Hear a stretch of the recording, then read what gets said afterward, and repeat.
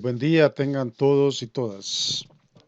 Quisiera hablar en este video un poco sobre la redacción de preguntas para las entrevistas, ya sean entrevistas de forma individual o entrevistas de forma grupal, que normalmente llamamos grupo foco o grupos focales. Hay que tener en consideración que la entrevista es una técnica que se utiliza para recolectar información desde el enfoque cualitativo.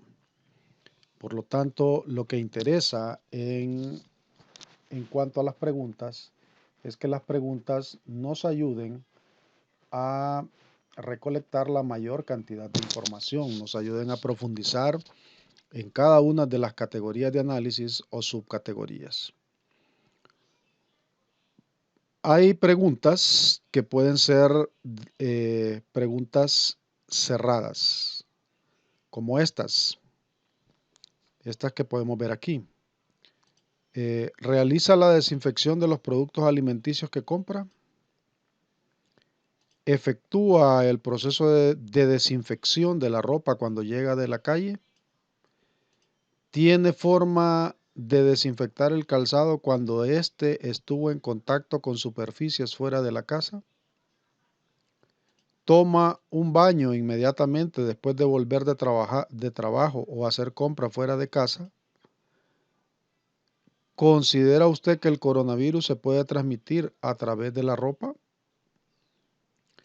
Todas estas preguntas tienen en común algo en particular, y es que todas pueden ser contestadas con una sola palabra: sí o no. Por lo tanto, estas preguntas no deberían incluirse en un listado de preguntas para una entrevista o para realizar un grupo focal. ¿Por qué? Porque son preguntas cerradas. Son preguntas para hacer un tratamiento al darle un tratamiento cuantitativo. Por ejemplo, ¿realiza la desinfección de los productos alimenticios que compra? Me pueden contestar sí o me pueden contestar no. Y yo podría inclusive ponerle las opciones de respuesta aquí y luego hacer una tabulación y hacer una tabla de frecuencias y luego ver porcentajes, digamos. Igual en esta pregunta: ¿efectúa el proceso de desinfección de la ropa cuando llega de la calle? ¿Sí o no? ¿Toma un baño inmediatamente después de volver de trabajo a hacer de compras de casa? ¿Hacer compras fuera de la casa? ¿Sí o no? Luego tenemos otras aquí, por ejemplo, que dice, eh, ¿ha notado o siente cambios en el estado de ánimo de sus familiares a raíz del aislamiento social? ¿Sí o no? Igual la puedo hacer una tabla de frecuencias y hacer porcentajes.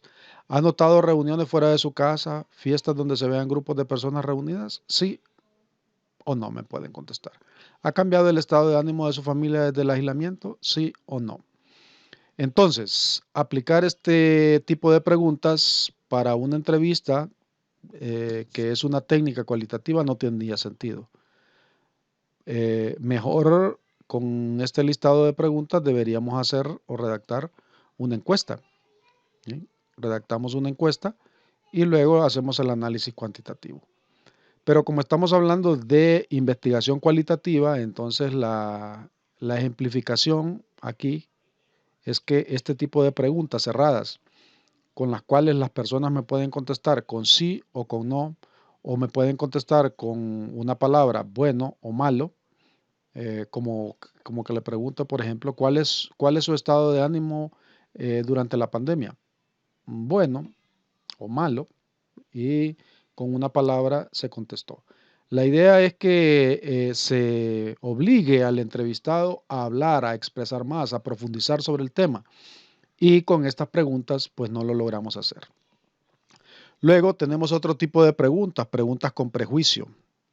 Son aquellas preguntas en que ya asumimos que están ocurriendo ciertas cosas. Por ejemplo, si le pregunta, ¿por qué considera que es necesario realizar la desinfección de la ropa cuando llega de la calle? Estoy asumiendo que la persona lo hace. Entonces, es una pregunta con prejuicio. Estoy prejuiciado de que la gente ya está haciendo las cosas. ¿Por qué no debería dejar de utilizar el jabón líquido y el gel antibacterial para el lavado de manos a diario en su hogar? ¿Por qué no debería? También es una pregunta con prejuicio. ¿Por qué considera usted que en el vecindario, por qué considera usted? ¿Cómo sabe que el entrevistado ya lo está considerando? Si precisamente usted está haciéndole la entrevista con el propósito de conocer cuál es su consideración sobre el tema. Este tipo de preguntas con prejuicio no deben ir tampoco en una entrevista.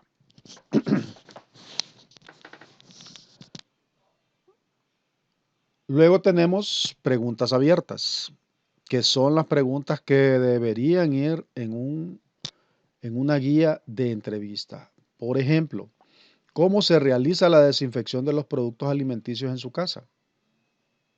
Entonces, estoy obligando a la persona a que me explique, a que me describa cómo lo hace.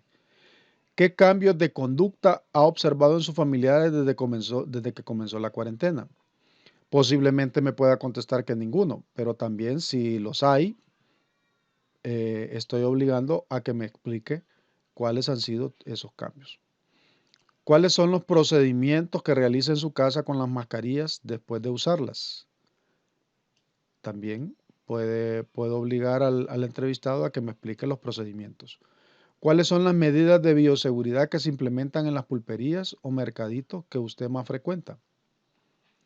¿Cómo describiría el estado de ánimo de los miembros de su familia durante la pandemia por COVID-19?